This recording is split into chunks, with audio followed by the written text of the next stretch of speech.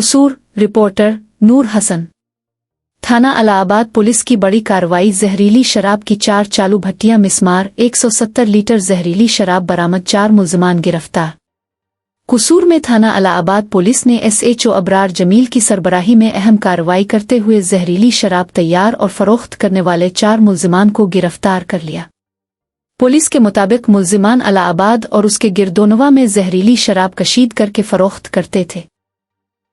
कार्रवाई के दौरान नवाही गांव बोंगी कलिया में कायम 4 चालू भट्टियां मिसमार कर दी गईं, जबकि मुल्जिमान के कब्जे से 170 लीटर जहरीली शराब बरामद कर ली गई।